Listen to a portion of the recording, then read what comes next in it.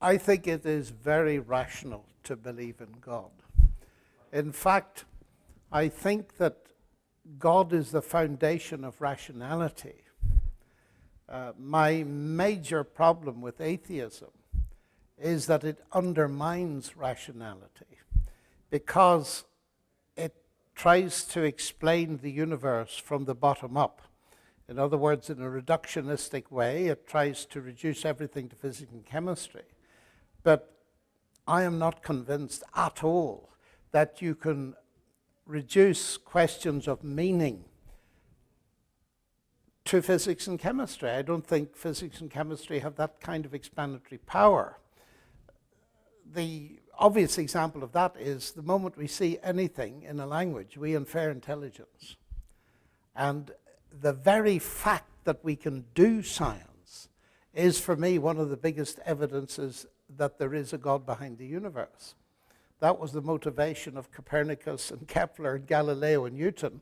They believed in a rational order that could be understood, at least in part, by a scientific mind, because they believed in a lawgiver behind the universe.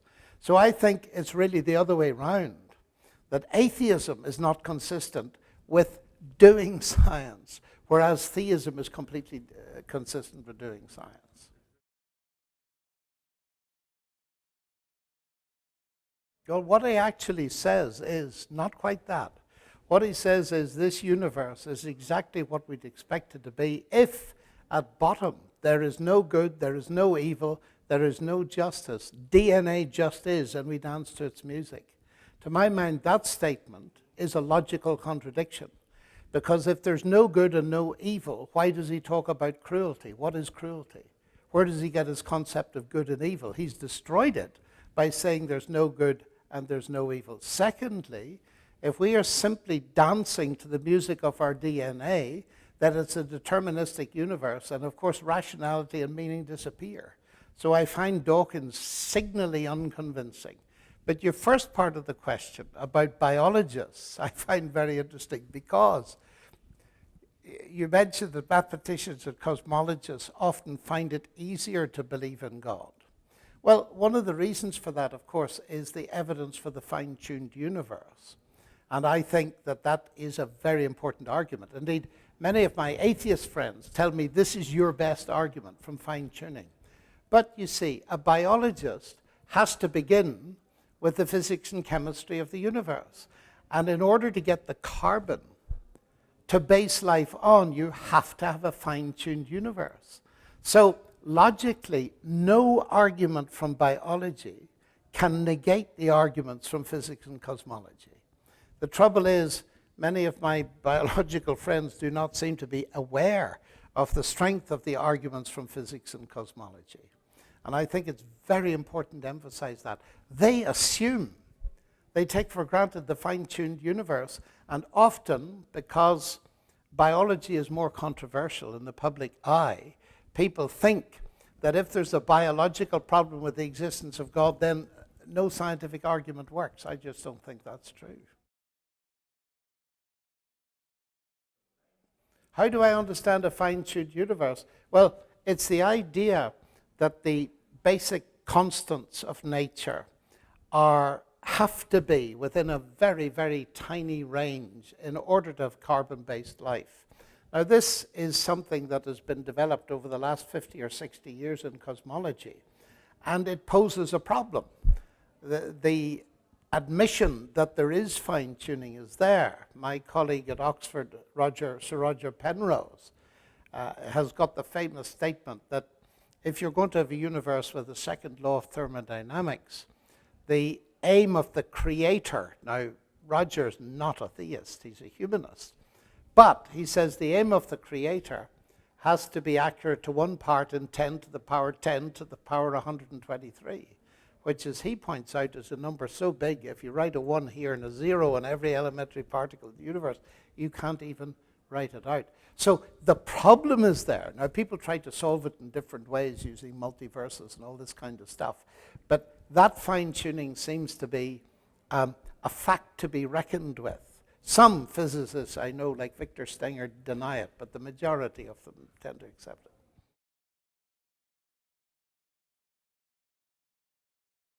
That's right. Alvin Plantinga is using a kind of Bayesian statistical argument based on Bayes' theorem that the probability of getting a fine-tuned universe, the fact that we have a fine-tuned universe increases the probability of the existence of God, because granted the existence of God, you'd have a much higher probability of getting that. Yes, I think there's a lot of, philosophers argue, as you know, about applying Bayesian theory to theories. And I still think, reading it, that it's got a lot going for it. And it appeals to logic, you see. If fine-tuning is likely on the hypothesis of there being a God, then the existence of fine-tuning enhances the probability of there being a God.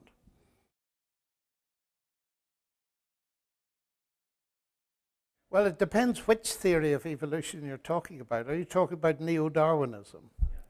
Yes. Well, this is a huge topic, as you very well know. And I would say two things about it. Firstly, whatever you believe about the status of evolutionary theory, you cannot deduce atheism from it. A biological theorem on the one hand, and a worldview, they're not even in the same category philosophically. So it's very risky to try to deduce a worldview from a biological theorem. In other words, putting it more precisely than that, the existence of a mechanism that does something, natural selection, mutation, is not in itself an argument for the non-existence of a creator of that mechanism. That's the first point. So if you're going to deduce atheism from evolutionary theory, first of all, it's got to be logically possible. I deny that. But secondly, and here's the much more controversial thing, neo-Darwinism has got to bear all the weight that's put on it.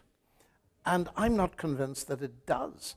And what I'm very interested is in reading some of the more recent literature coming out of the top of biology, like James Shapiro, Evolution, a 21st Century Viewpoint, where he's raising all kinds of questions about neo-Darwinism. Now, I'm not a biologist, but I read a lot of biology. And I think the question marks are getting bigger and bigger. The second point I'd make is there's been a great deal of confusion about the origin of life and the theory of evolution. And Dawkins said for many years that evolution, the blind automatic mechanism that Darwin discovered, is responsible for the existence and the variation of life. Now, the first part of that statement is wrong. Evolution, neo-Darwinian evolution, depends on the existence of life to get going. So it cannot be the explanation for the origin of life.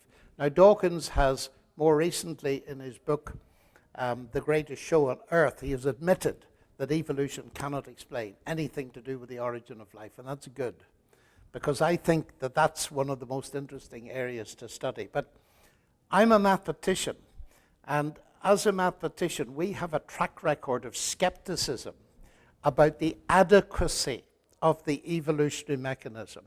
Now, in saying that, what Darwin observed, that's not controversial, because he observed it, and we can observe it. He observed variation and so on and so forth.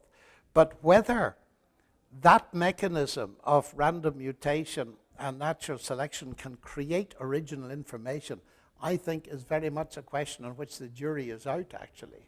Even though my theism, my belief in God, doesn't depend on it.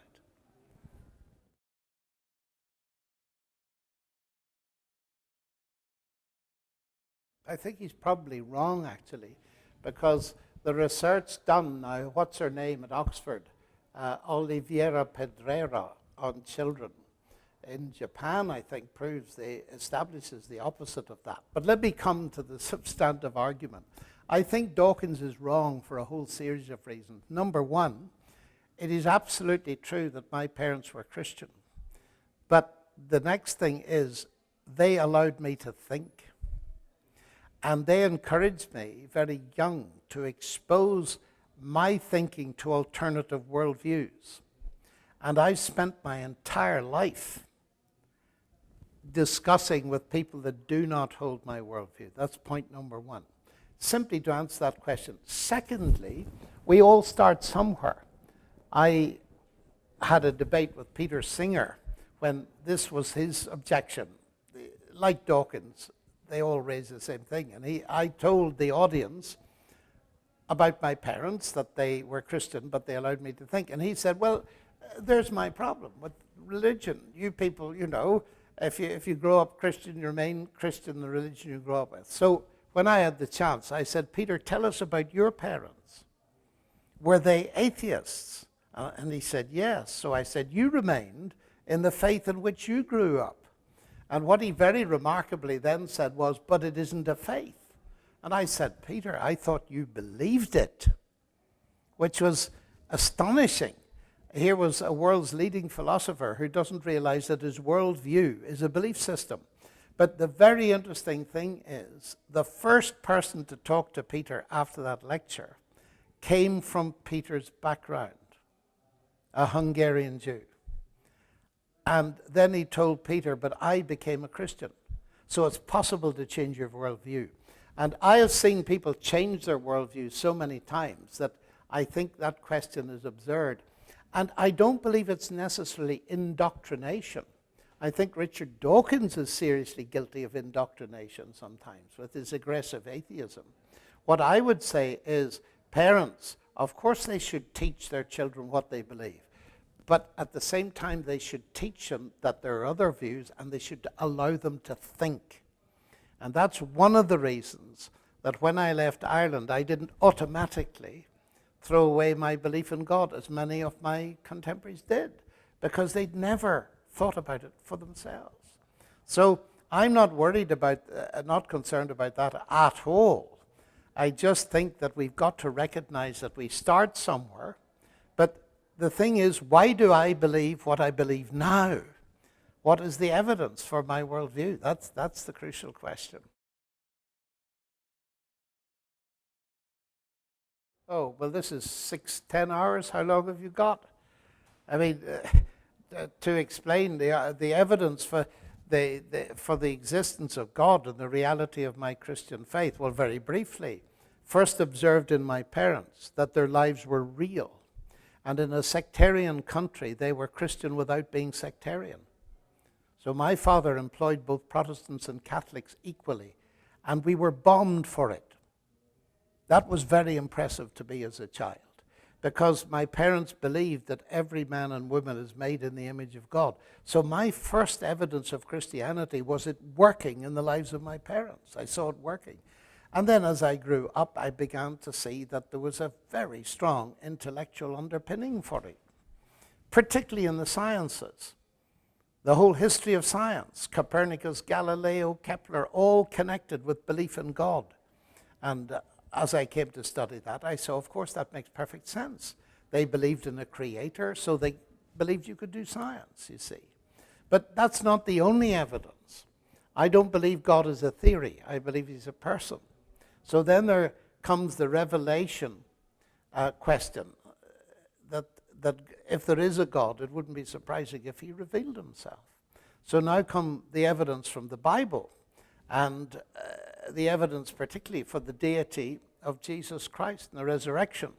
And I'm a Christian for all the reasons I've just given, plus perhaps the biggest of all, in that I'm intellectually convinced that Jesus rose from the dead, and I'm practically convinced in my life that the things that he offers and promises are real: forgiveness, peace with God, a transformed life if we trust him. I've experienced all that for over 50 years in my family and so on. So let me put it this way. I think there are lots of objective evidences and there are lots of subjective evidences. Don't ask me to define those terms too carefully. But roughly speaking, that there's an intellectual underpinning, but it actually works. But that's only the start.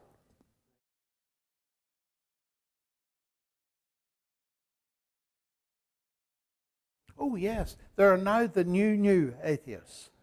And their argument is simply this: look, this aggression is not good. It's not helping even the atheist cause, because we're denying something that's obvious, that religion is a very important source of meaning for many people. Now, what we should do is take the best out of religion and just get rid of God. As long as we get rid of God, that's fine. And you will find a big reaction against Dawkins and company. Many of my atheist friends will say to me, look, please don't confuse me with Richard Dawkins, because we don't agree with his aggression.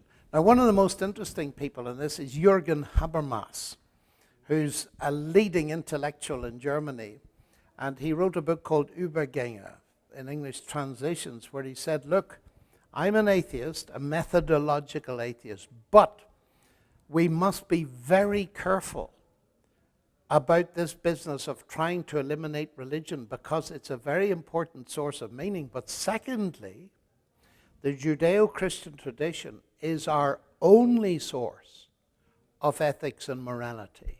And he adds to that a fascinatingly provocative statement. He said everything else is just postmodern chatter.